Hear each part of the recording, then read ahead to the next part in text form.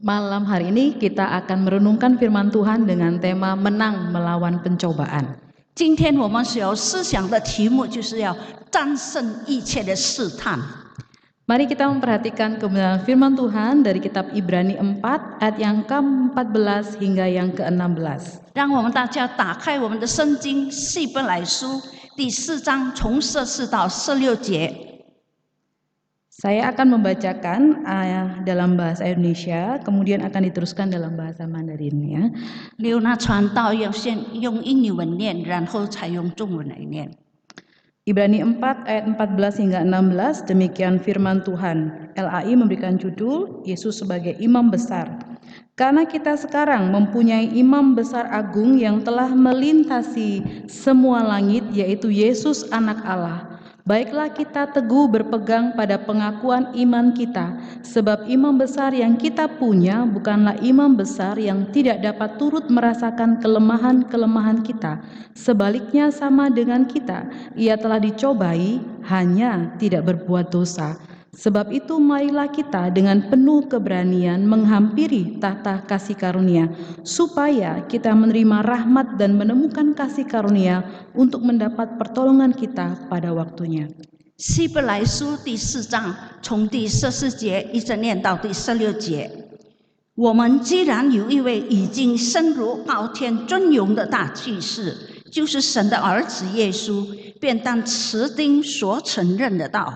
因我们的大祭司并非不能提起我们的软弱，他也曾凡事受过试探，与我们一样，只是他没有犯罪。所以我们只管坦然无惧地来到他施恩的宝座前，为要得着怜惜的蒙恩惠，做随时的帮助。 Ya, Bapak Ibu dan Saudara sekalian, apa yang dimaksud dengan pencobaan? Apa yang muncul di benak kita ketika kita mendengar kata pencobaan? 这个试探它的意思是什么呢？我们要思想这个试探的意思是什么？ Sudah mulai terpikir apa artinya pencobaan? 这个试探，你们知道它的意思是什么呢？ Kira-kira pencobaan itu bisa berupa apa saja? 这个试探能够有什么的形象在我们生活中出现？ Ada yang bisa memberikan pendapatnya mungkin? 你们能够举出例子吗？ Nafsu, wah, ya. 就是情欲。 Ada lagi yang lain mungkin? Apa ya pencobaan?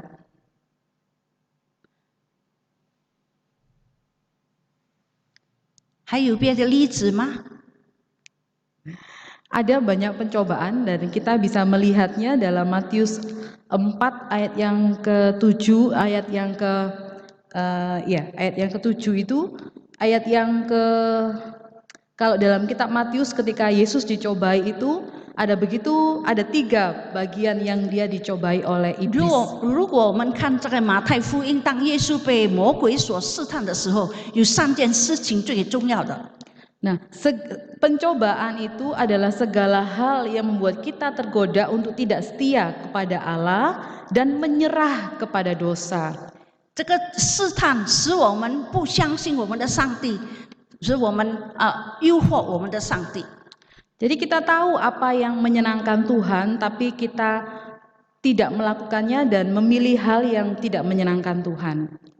常常我们所做的使上帝的心忧伤，不使上帝的心高兴。 Dalam Matius 4 ayat 7, Yesus itu berkata, 在马太福音第4章第17节， kepada iblis, 对这个魔鬼说 janganlah engkau mencobai Tuhan Allahmu. 你不可试探主你的上帝。 Berarti pencobaan itu bisa datang dari iblis. 这个试探是从魔鬼来的。 Tapi dalam kitab Yakobus itu juga dikatakan bahwa kita ini dicobai oleh keinginan-keinginan kita sendiri. 但是在雅各书那边说，我们被试探，就是因为我们自己本身的这个情欲试探我们， Salah satunya tadi yang dikatakan nafsu kita sendiri. 就是我们肉体的情欲。 Ingin mendapatkan lebih dari apa yang kita butuhkan. 我们要想要得到我们所不要得到的。 Uang yang ada sudah cukup, tapi karena kita melihat tetangga kita uangnya lebih banyak, kita kepingin. 我们的钱已经足够了，但是我们看到我们的隔壁他的钱更多，我们很希望我们的钱跟他们一样， Akhirnya kita kerja lebih keras dan melupakan Tuhan. 所以我们尽力地找钱，然后忘记了我们的上帝。 Kita punya kendaraan, lalu lihat tetangga kita kok kendaraannya lebih bagus. 我们已经有了这个交通工具，但是我们看到我们隔壁的交通工具更好，我们也很想得到这个交通工具。 Kita mulai tidak bisa bersyukur kepada Tuhan. 这样使我们的心没有就感觉到这个对主感谢的心， Mulai menuntut Tuhan. 开始向神发出埋怨， Mulai marah-marah sama Tuhan. 开始向上帝发怒。 Sehingga hati kita ini menjadi orang yang tidak tahu mengenai berkat Tuhan, tapi justru menuntut Tuhan lebih. 使我们不能够亲身经历着上帝的祝福，但是我们却埋怨我们的上帝。 Itu semua adalah pencobaan. 这就是一切都是叫做试探。 Pertanyaannya, mengapa Tuhan mengizinkan pencobaan? 我们的问题是为什么上帝允许这个试探在我们的生活中发生呢？ Untuk menjawab pertanyaan ini, saya akan menceritakan tentang sebuah cerita. 我要举出一个例子来。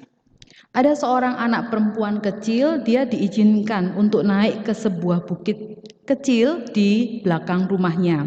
有一个小女孩，她的父母允许她跑到上坡去比较小小的山丘里面。 Biasanya kakaknya laki-laki sering bermain di situ. 她的哥哥常常跑到这个小山丘里面，在那边玩耍。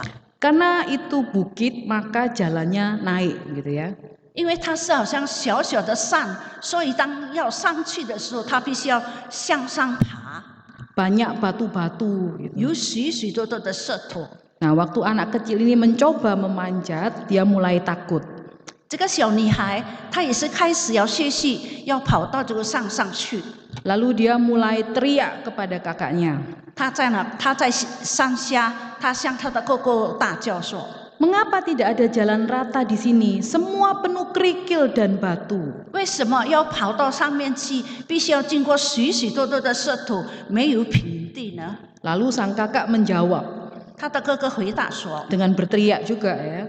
她的哥哥也是大声叫说： Iya, memang harus begitu. 本来你要上的时候，要经过许多的这个小石子。 Bagaimana lagi kamu bisa naik ke atas puncaknya ini kalau tidak ada gundukan batu-batuan itu? 你怎么能够跑到山上去？如果没有经过这个石头，没有经过这些泥土呢？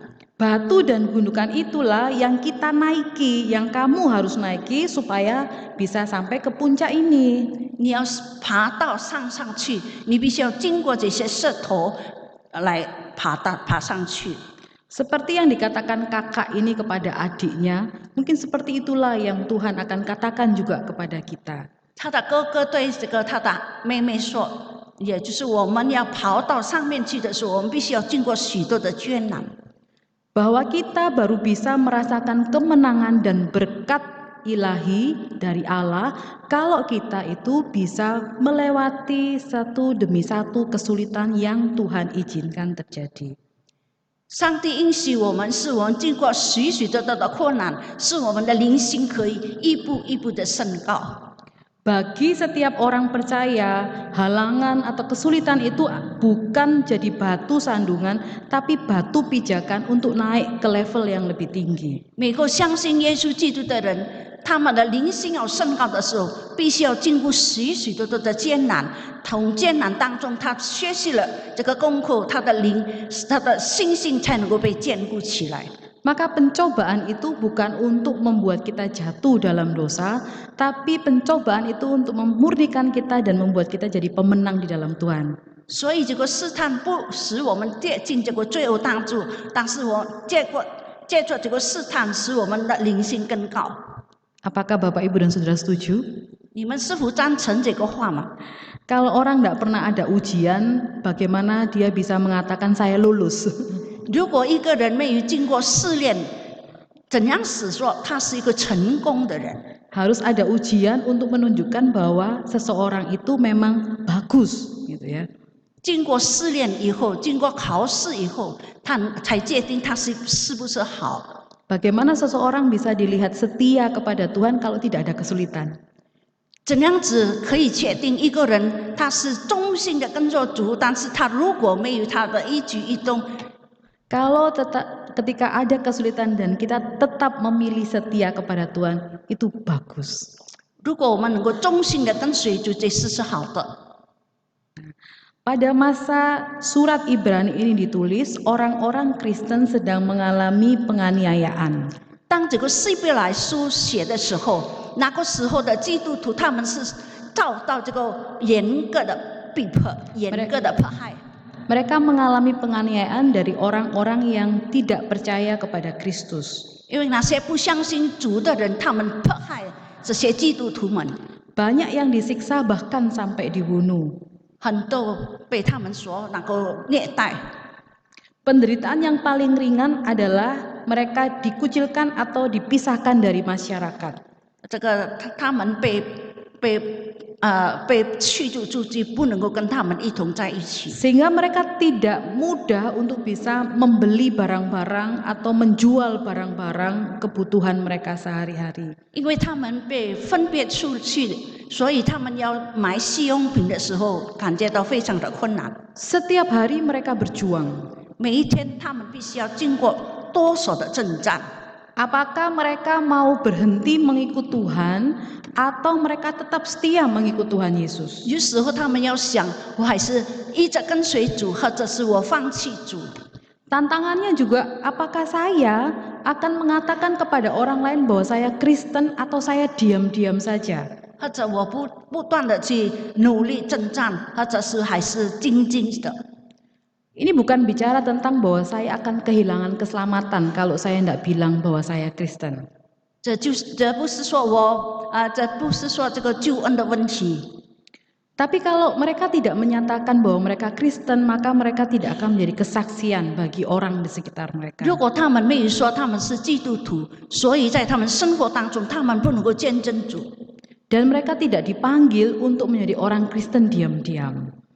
我们上帝呼召我们成为基督徒，不是成为一个静静坐在那里静静的一个基督徒。 Maka penulis kitab Ibrani ini ingin mengatakan, kamu harus tetap setia. 所以这个希伯来书说，你们必须要仍然忠心到底， Tetap berani menyatakan iman. 你要持守你的正道。 Dan dia mengatakan, kenapa? 为什么呢？ Karena ada Yesus yang menjadi imam besar. 因为耶稣成为我们的大祭司。 Mengapa Yesus sebagai imam besar itulah yang akan menguatkan kita menang terhadap segala kesulitan dan pencobaan untuk menyerah.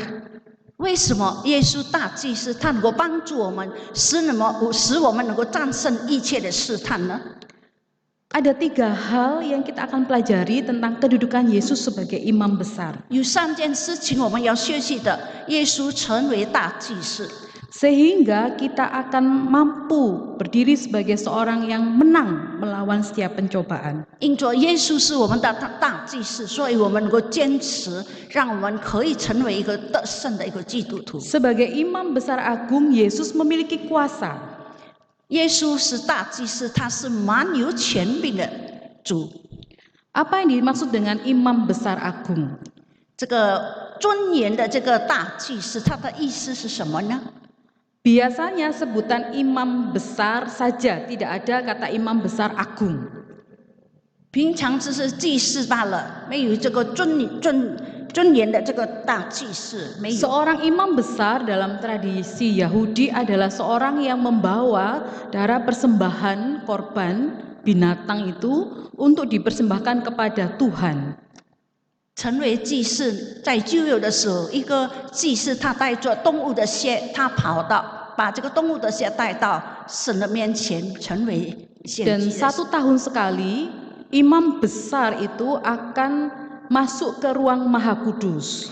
1年1次，这个大祭司要进入至圣所里面，把这个血献给主。 Jadi rumah ibadah tidak seperti ini. 他们的那个会堂不像这样子的。 Rumah ibadah saat itu seperti kemah pertemuan atau juga bait Allah ada 3 bagiannya. 那个时候的会所有三个步骤， Ada pelataran, ruang kudus, dan ruang maha kudus. 就是有会所，有至圣所，有最后第三是至圣所。 Jemaat hanya boleh ada di pelataran. 这些百姓们可以在这个外面， Keturunan Lewi bisa masuk ke ruang kudus untuk mempersiapkan persembahan. 利未人他可以进到圣所里面。 Yang boleh masuk ke ruang maha kudus hanya imam besar. 一个至圣所能够进到这个至圣所，只有一个大祭司才能够进到至圣所。 Itu pun hanya 1 tahun 1 kali. 那个1年1次大祭司才可以进到这个至圣所中。 Dia mendoakan seluruh bangsanya. 他为他们的百姓祷告。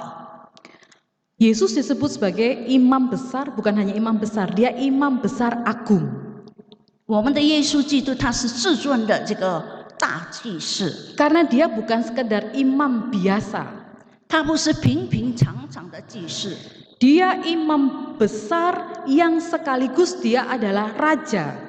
他是大祭司，而且是一个王。 Dalam kitab Ibrani pasal yang kelima ayat ke-6 itu dikatakan bahwa Yesus itu adalah imam untuk selama-lamanya menurut peraturan Melkisedek.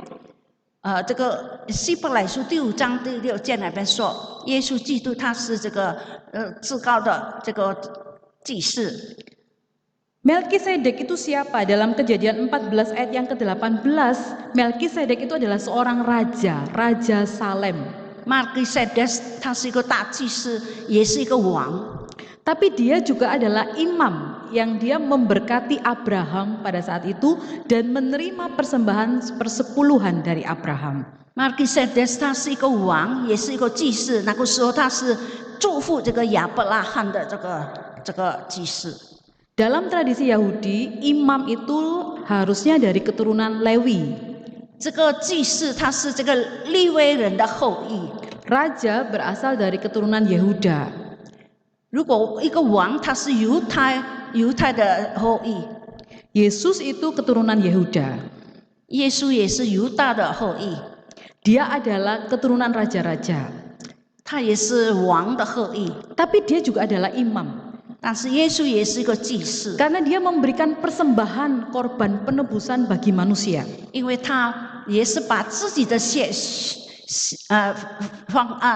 献出来，用拯救罪恶。 Yang dia persembahkan bukan darahnya binatang, tapi darahnya dia sendiri.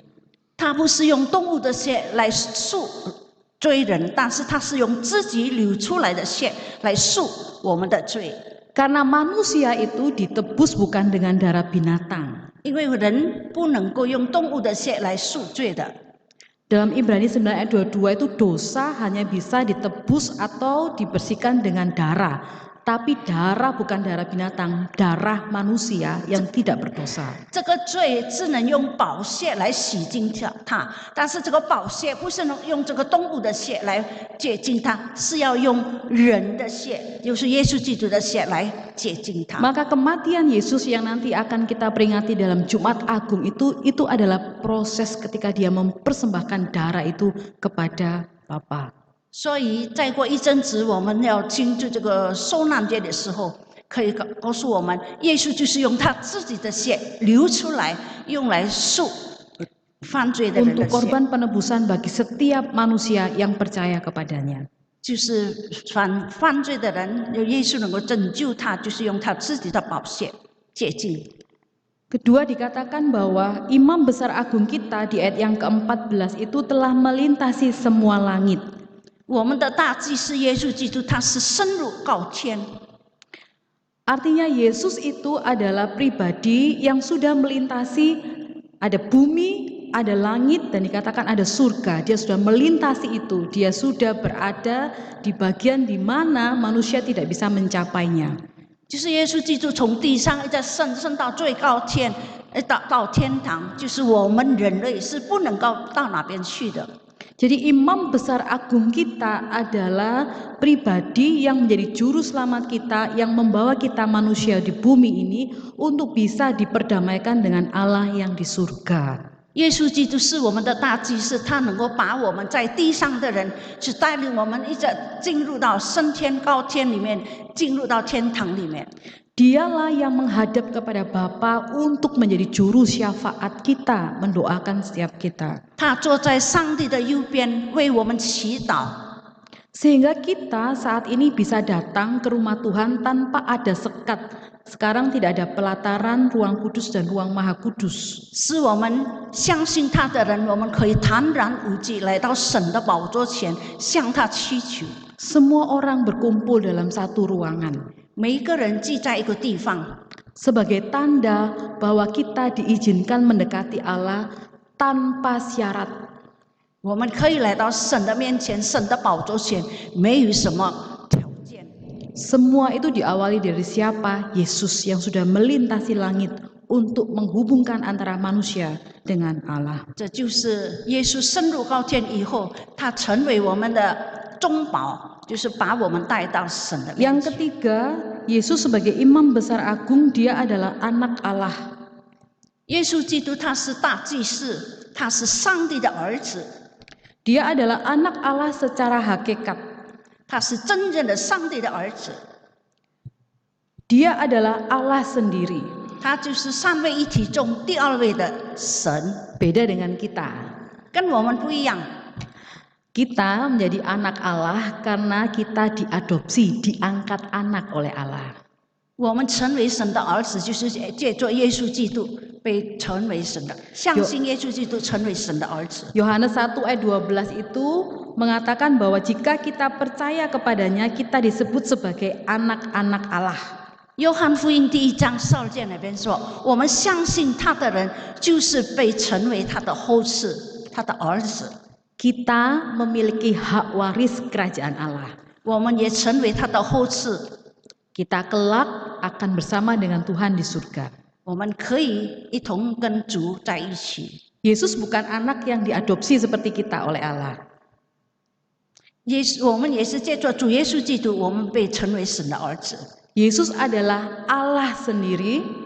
耶稣自己他是神， Dia yang menciptakan dunia ini. 他是创造这个宇宙天地万物的 Dia 神， yang mengatur dunia ini. 他也是统治这个全世界。 Dia yang mengenal kita. 他认识我们自己， Karena dialah yang menciptakan kita. 因为他生了我们，就是他借着他，我相信他，我们成为他的儿子。 Saudara, ada sebuah kisah tentang di awal abad 20 di Amerika mulai dipasarkan sebuah mobil, yaitu mobil Ford. 在20世纪的时候，在美国有一个 Ford 汽车， Sebuah merek mobil yang sangat terkenal saat itu. 这个汽车是比较名牌的， Tidak semua orang bisa membelinya. 如果没有钱，不能够买到这个名贵的汽车。 Dan sedikit sekali orang yang mengerti tentang mesin mobil itu. 也很少人知道这个名贵汽车里面的零件如何，他们不知道。 Ada seorang bapak tua yang mengendarai mobil Ford ini dan tiba-tiba mesinnya mogok di tengah jalan. 有一个老弟兄，他驾驶这个 Ford 汽车的时候，在半路上这个汽车停下来， Berjam-jam bapak tua itu mencoba memperbaiki mobilnya sendirian tapi tidak bisa. 这个老先生在那边一直修理他的汽车，总是修理不能够，这个汽车总是不能够走。 Lalu tiba-tiba muncullah satu orang laki-laki dan melihat bapak itu kesulitan, lalu dia lihat mereknya, lalu dia mendekati. 突然间有一个年轻人，他接近这个汽车，他一直看着这个老先生在那里修理这个汽车， Lalu mulai menanyakan, apakah saya bisa membantu? 他就对这个老先生说：“你可以让我帮忙你吗？” Bapak tua yang punya mobil ini kemudian mengatakan, iya silahkan. 这个老先生就允许这个年轻人来修理他的这个汽车。 Lalu orang laki-laki ini kemudian membuka ya mesinnya dan memperbaiki sebentar saja. 然后这个年轻人他去打开他的这个汽车的零件，把它修理好。 Kemudian ketika dicoba mesinnya langsung nyala. 当他钥匙把它开的时候，这个汽车能够行走。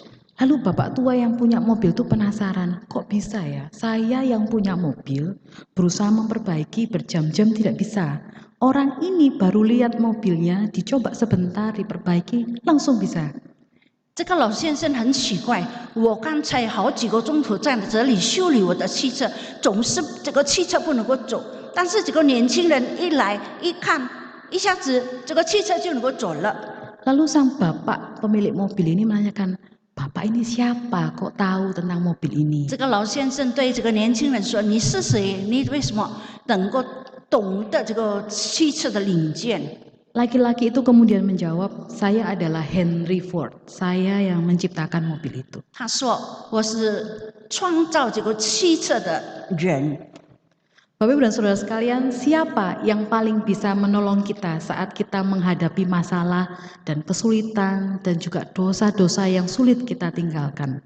当我们在艰难的情况当中，或者我们有许多的烦恼的时候，哪一个能够帮助我们呢？ Dialah yang menciptakan kita, dia yang paling tahu bagaimana cara menolong 我 kita. 们的主，他是创造我们的主，他最懂得我们的心意。 Maka Yesus itu punya kemampuan untuk menolong kita dari keberdosaan kita, untuk kita berubah sedikit demi sedikit semakin seperti Dia. 所以我们的主耶稣，他能够改变我们的心，一步一步的改变我们的心，使我们成为一个义人。 Sang penebus kita, raja kita, juru selamat kita, dia mampu menolong kita untuk meninggalkan setiap kebiasaan-kebiasaan yang buruk kita. 他是我们的救主，他能够改变我们一切不好的习惯。 Kedudukan Yesus sebagai imam besar agung, selain dia memiliki kuasa, yang kedua dia turut merasakan kelemahan kita.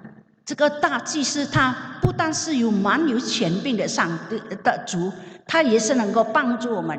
Ayat yang ke-15 mengatakan, sebab imam besar yang kita punya bukanlah imam besar yang tidak dapat turut merasakan kelemahan-kelemahan kita, sebaliknya sama dengan kita ia telah dicobai hanya tidak berbuat dosa.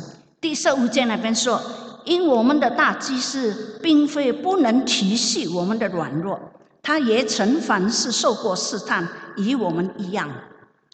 Yesus itu pernah dicobai juga seperti kita. 耶稣基督跟我们一样，也曾经受过试探。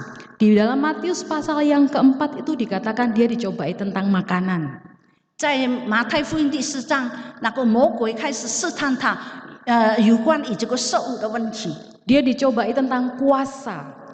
他也用这个权柄来引诱耶稣基督。 Dia dicobai tentang harta gitu ya. 魔鬼也是用这个世上的万物的那个富有来引诱耶稣，来试探。 Tapi dia tidak jatuh dalam dosa. 但是耶稣基督没有跌进罪恶里面， Dia mengerti penderitaan kita. 他知道我们的软弱，我们 Dia 的痛 turut 苦， merasakan kesulitan kita. 他也体恤我们每个人的软弱。 Dia pernah mengalami kemiskinan. 他也是经历过这个贫穷， Karena dia dilahirkan di kandang domba di mana tidak ada orang yang menyambut dia. 他是生在马槽里面，那个地方没有人来迎接他。 Baru setelah beberapa waktu kemudian ada gembala, orang yang dianggap hina dalam kehidupan orang Israel. 最后才有这个牧羊人来看望他。 Dia pernah ditolak ketika dia mengajarkan kebenaran. 当他讲真理的时候， Dia 许 pernah 多人拒绝 disiksa. 他，他不惧怕。 Dia pernah dipermalukan bahkan dilecehkan. 他们轻视耶稣基督， Penyalipannya di atas kayu salib itu adalah lambang di mana dia sungguh-sungguh dipermalukan dengan luar biasa. 他被钉在十字架上的时候，他真正受到很大的羞辱。 Tidak ada satupun hal yang kita alami yang Yesus tidak pernah alami. 我们所遭遇的一切，耶稣也曾经遭遇。 Dan dia bukan hanya mengetahui rasanya bagaimana mengalami kesulitan demi kesulitan itu.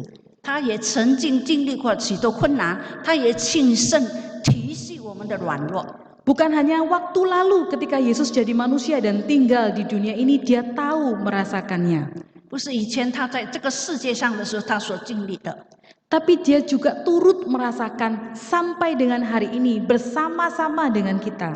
直到今天，他虽然坐在上帝的右边，他也是提醒我每个人的软弱。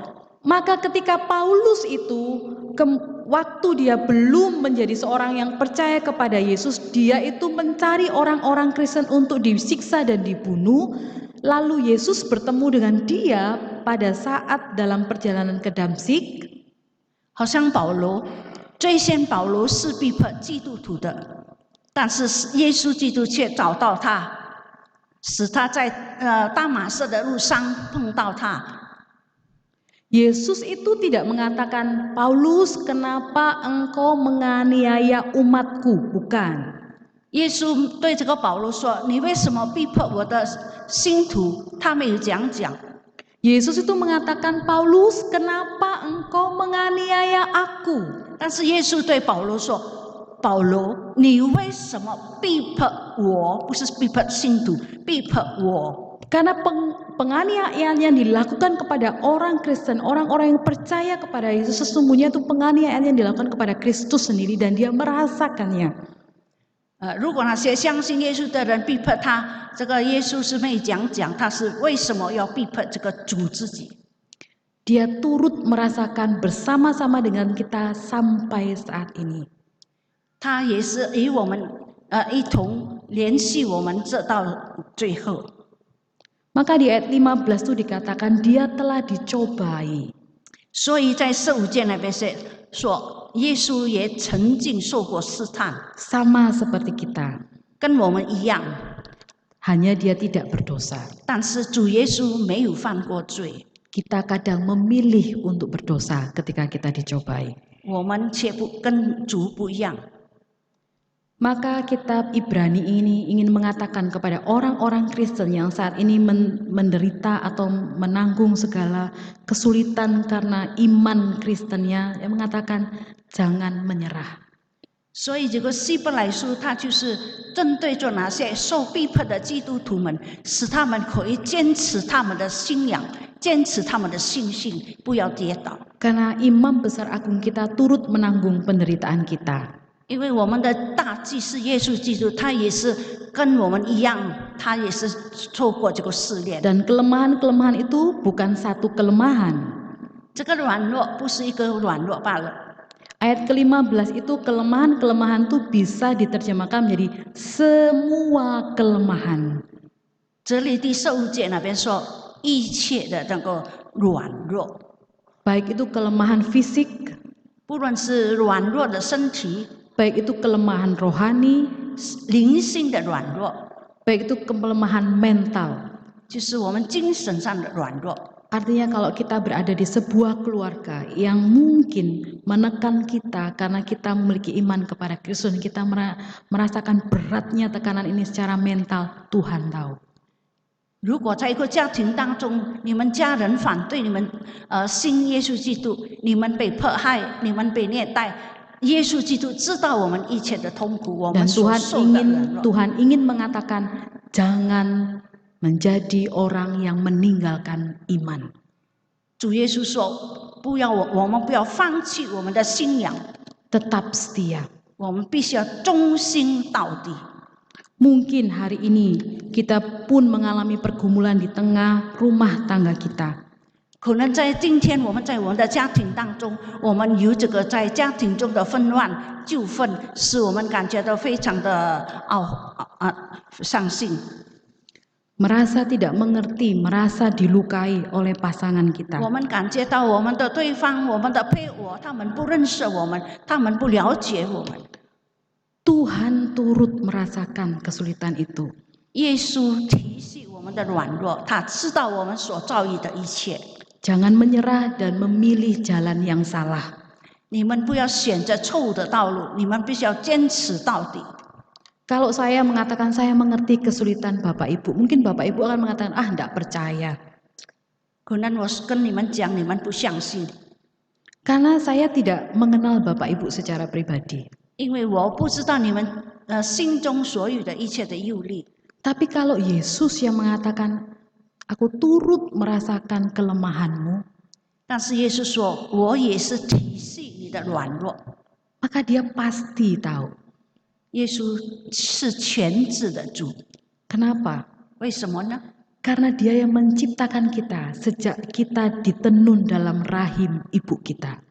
当我们还是在母腹里面，他已经创造我们，所以他就知道我们一切的事， Dia tahu betul segala kelemahan kita 他也知道我们一切的软弱， dan Dia ingin menolong kita. 他必定帮助我们。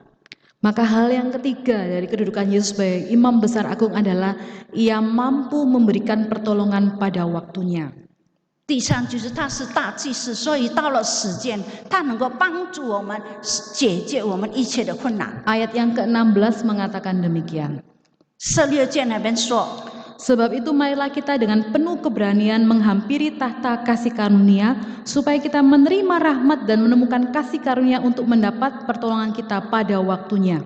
所以我们只管坦然无惧的来到施恩的宝座前，为要得着怜恤、蒙恩惠，做随时的帮助。 Jadi kita hanya perlu datang dan Dia akan memberikan kepada kita pertolongannya. 只要我们来到神的宝座前，他就要帮助我们。 Apa yang Dia berikan? Pertama adalah rahmat.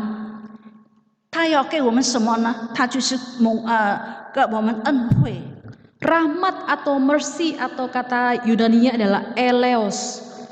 这个恩惠的意思 Itu artinya pengampunan. 就是这个赦免我们一切的罪， Belas kasih yang melahirkan pengampunan atas dosa kita. 因为怜悯我们，所以产生了这个赎罪。 Apakah ada orang Kristen yang bisa jatuh dalam dosa? 一个基督徒是否能够跌进罪恶里面？能够。 Habis dibaptis lalu tiba-tiba gegeran sama orang di jalan lalu misu-misui orang ya bisa ya. 洗礼以后回家就跟街上的人打起来、吵起来。 Kenapa? 为什么呢？ Karena kedagingannya itu masih mengikat dengan kuat, kebiasaan lama sulit sekali ditinggalkan. 因为这个入圣的情意还是缠绕着、抓住他的情。 Mulut yang harusnya mengucapkan berkat jadi mengucapkan kutuk ke orang. 这个嘴巴必须要讲感恩的心，但是常常用嘴巴来骂别人。 Mulut yang harusnya mengucapkan kata-kata penghiburan jadi kata-kata makian kepada orang. 我们的嘴必须要讲出这个安慰人的心，但是我们的嘴巴却放出使人家的心伤心的事， Apakah itu berdosa? 因为罪恶。 Ya, 是的， kita menggunakan tubuh kita dengan cara yang tidak hormat. 我们的身体吃了不像样的东西。 Nah, pada saat itulah kita perlu datang ke tahta kasih karunia, artinya datang kepada Yesus minta pengampunannya. 如果我们犯罪，我们必须来到神的面前，求主赦免我们每个人的罪。 Saya tidak bilang kalau kita berdosa kita kehilangan keselamatan, bukan. 不是说我们犯罪， Keselamatan tidak hilang, tapi relasi kita dengan Tuhan rusak. 但是这个不是我们犯罪，我们跟神的关系却遭到破坏。 Seperti seorang anak kalau berbuat salah kepada orang tuanya, kepada papa atau mama. 好像一个小孩子，如果他们对他父母亲不忠心的话， Papa dan mama tidak akan mengatakan hari ini saya coret kamu dari akte, dari daftar, dari akte kelahiran, dari apa ini? Kakak, dari kartu keluarga kamu bukan keluargaku lagi. 因为这个孩子很调皮，这个父母他没有说我把你赶出去，不成为我的儿女。 Tidak, papa dan mama ketika anak nakal tidak mungkin ngomong kamu bukan anakku lagi. 不，父母对孩子没有这个心，虽然这个孩子很调皮，但是他没有把这个孩子从这个家门背出去。 Yang terjadi adalah diem-dieman mungkin ya. 就是有时候我们静静的没有跟他都讲话， Anaknya ngambek masuk kamar, kamarnya dikunci gitu. 这个孩子就在里面生气，就把自己关在房间里面。 Atau mama ngomong ke papa, "Iku loh anakmu." Gitu ya. 他说这个你的爸爸， Atau papa ngomong, "Ma urusan anakmu." Gitu. 或者这个妈妈说， Relasi 爸，你管理你自己的孩子了， relasi jadi tidak bagus. 这样子不好。 Nah, apa yang dibutuhkan supaya relasi itu baik kembali? 我们需要什么呢？使这个家庭里面再次和睦起来呢？ Kalau yang salah anak, anak datang kepada orang tua, mengatakan maaf. 如果孩子错了的话，那么这个孩子必须要跑到父母的面前认罪，然后向父母道歉。 Kalau yang salah orang tua mungkin salah bicara, bicaranya kasar atau menyinggung, orang tua perlu menjelaskan kepada anak. 如果做父母的可能言语很粗暴的话，你们自己知道自己说错了，你们必须要自己向孩子们认罪。 Dalam relasi kita dengan Allah, Allah tidak pernah salah karena Dia adalah Allah yang Maha Kudus. 我们跟上帝之间的亲密的交通，我们不能够责怪我们的上帝，因为上帝是圣洁的上帝。 Siapa yang sering salah? 哪一个告诉你们的？ Kita yang sering salah. 我们 Maka 自己， kita perlu minta ampun. 我们必须要求他的饶恕。 Supaya apa? Supaya relasi kita ini enak, kita bisa ngomong, kita bisa dengar suara Tuhan, kita peka akan kehendak Tuhan. 我们向主饶恕，要求神的饶恕，使我们跟上帝的交通在那个在和平。 Yang kedua, kita datang ke tata kasih karunia Tuhan kepada Yesus itu yang adalah imam besar kita untuk kita menerima kasih karunia atau grace. 我们必须来到耶稣基督的面前，要求耶稣基督的饶恕，赦免我们的罪。 Grace atau karis itu disebut sebagai sebuah kasih yang besar dari Allah, bukan sekedar mengampuni, tapi memberikan segala hal yang dibutuhkan untuk kita bertahan dalam kesulitan. 所以，上帝就要赐给我们一个大的礼物，就是使我们在患难当中，我们能够坚持到底。 Kasih karunia itu berbicara tentang kekuatan, berbicara tentang hikmat dalam mengambil keputusan, 就是我们使我们有这个智慧、聪明与智慧来界定要做什么， tuntunan, 有神的引导。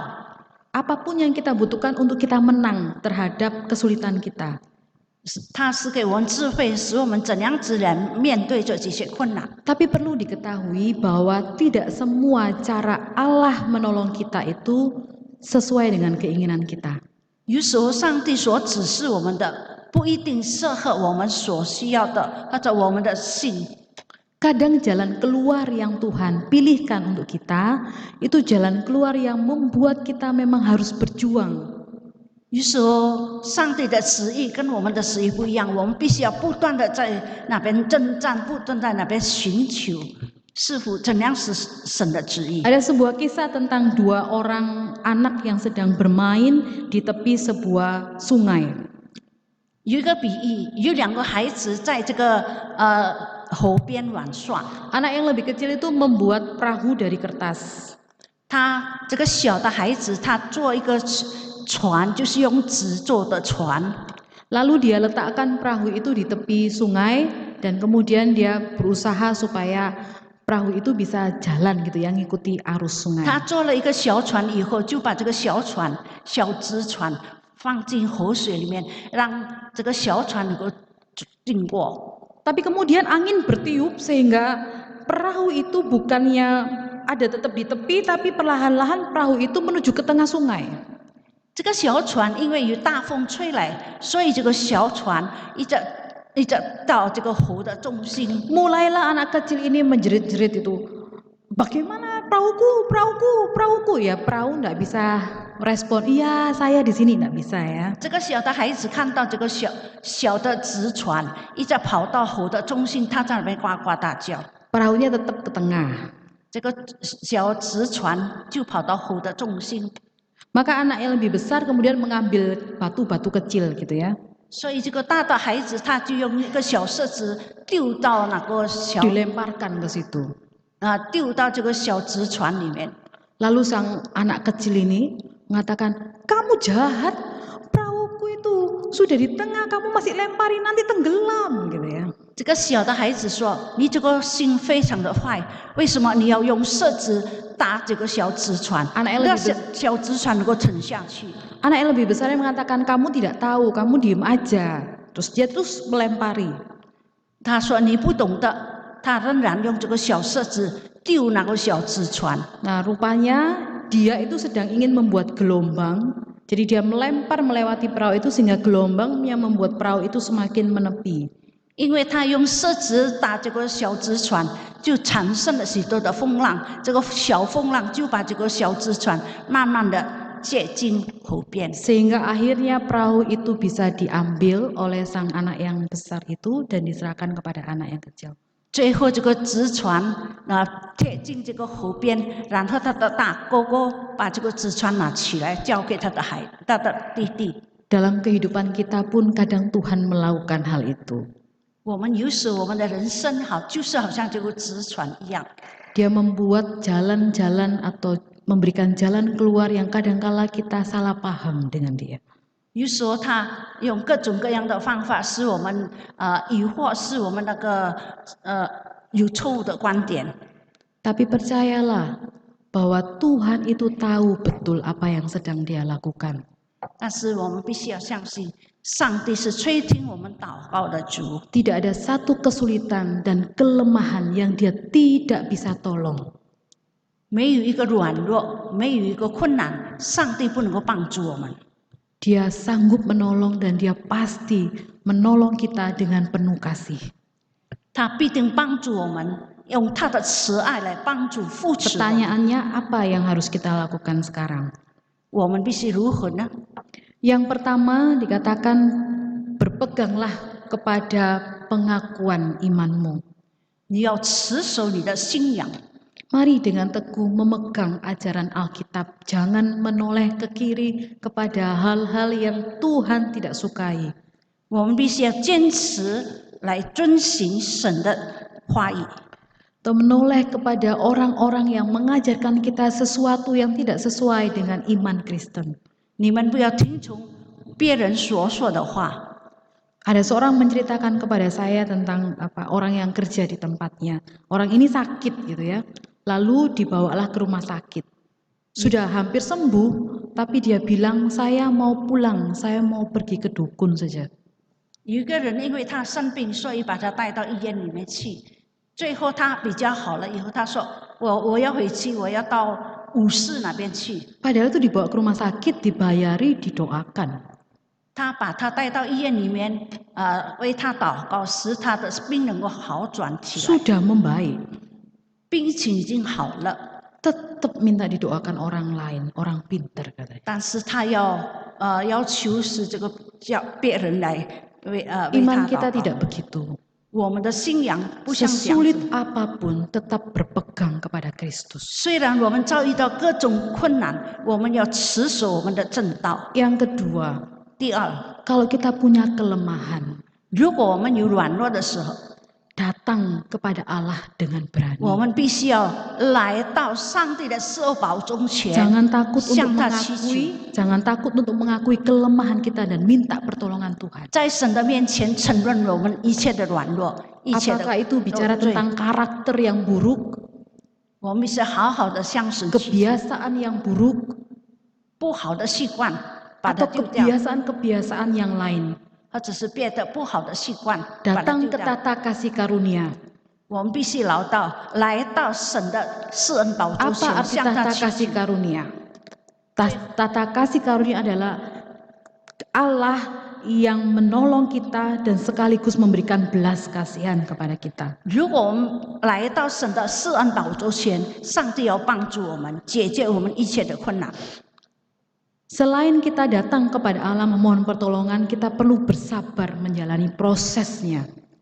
我们虽然已经来到神的宝座前向他祈求，如果还没有得到答案的话，我们必须要有这个忍耐的心。 Allah tidak bekerja secara instan. 神工作他是不是非常的明， Kita perlu bersabar 我们必须要耐心地等候， untuk dirubah sedikit demi sedikit 使神改变我们一切不好的menjadi serupa dengan Kristus. 一步一步的改变我们，使我们能够好像基督一样。 Saya akan menutup khotbah hari ini dengan kisah tentang pohon redwood. 我要结束今天的讲章。 Pohon redwood ini tingginya bisa mencapai 115 meter. Pohon redwood apa pohon apa? Ya. 一棵树，它能够长得非常的高。diameternya bisa mencapai 7 meter, mobil tuh bisa tembus gitu ya, menembus dia. Jadi tetap jadi dibolongi itu mobilnya bisa ada di situ. 这个树非常的大，那个如果挖了一个洞，这个汽车还能够射进去。 Kenapa pohon itu bisa sampai 115 meter? Bayangkan gedung yang tingginya mungkin ya 30 lantai mungkin ya. 30, 这 ya, 棵树 sekitar. 能够150公尺，但是它的高度是非常的高。 Di Surabaya aja kalau sudah musim hujan badai itu pohon langsung ditebangi ya karena takut tumbang. 在泗水如果雨季的话，很多的树木必须要把它砍掉。 Tapi pohon ini tidak tumbang. 但是这一棵树没有必须要把它砍掉， Kenapa? 为什么呢？ Akarnya itu melekat dengan sangat kuat menembus tanah gitu ya. 因为它的根跟这个泥土是扎在一起。 Lalu dia tumbuh itu tidak satu pohon, dia tumbuh di antara pepohonan redwood. Pepohonan jadi sangat kuat, akarnya yang dibawa itu bisa saling melilit satu dengan yang lain. 它不是一棵树长在哪边，它是有好几棵树缠在一起。 Saya melihat ini sebagai sebuah proses pertumbuhan orang percaya.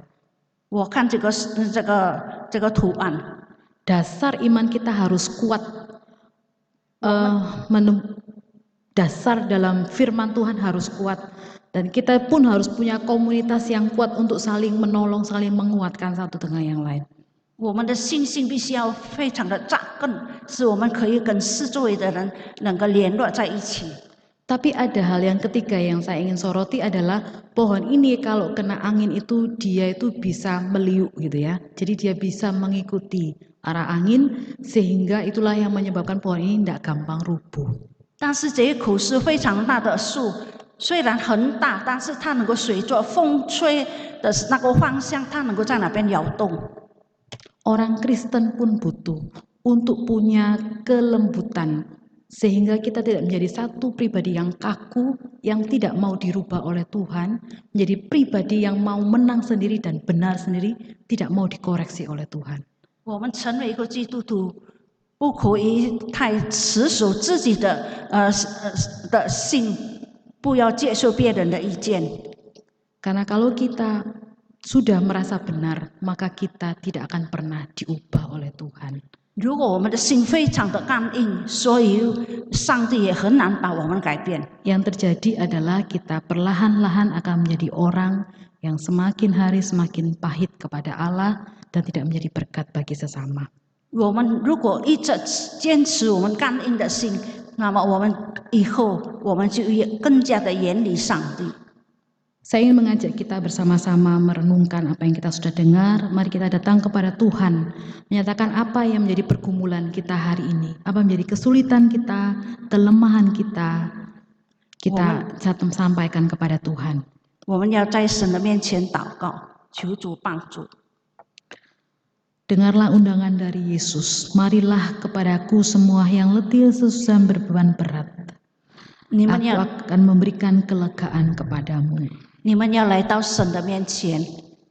耶稣说：“凡劳苦重担的人，可以到我面前来，我要使他们的安息。” Mari secara pribadi kita berdoa kepada Tuhan. 我们祷告。 Bapa dalam surga, Engkau mengetahui segala kelemahan kami. 我们在天上的父，你知道我们每个人的软弱。 Tolonglah kami untuk terus belajar bergantung kepada Tuhan. 求你帮助我们，让我们一直坚持依靠你。 Pimpin kami untuk terus berpegang kepada firman-Mu. 求你帮助我们，让我们一个持守你的正道。 Tolong kami untuk berani mengakui kelemahan dan dosa-dosa kami di hadapan-Mu. 求你饶恕我们一切的罪恶，我们的软弱。 Berikan kami kesabaran untuk kami perlahan-lahan meninggalkan dosa-dosa kami dan segala hal yang membuat kami tidak bisa menjadi orang Kristen yang berkemenangan. 求你帮助我们，让我们有一个忍耐的心，慢慢把我们一切的过错慢慢的改掉， Mampukan kami menang melawan pencobaan kami. 使我们能够得胜我们一切的困难。 Dalam nama Yesus kami berdoa. 奉主耶稣基督圣名祈求的， Amin. 阿门。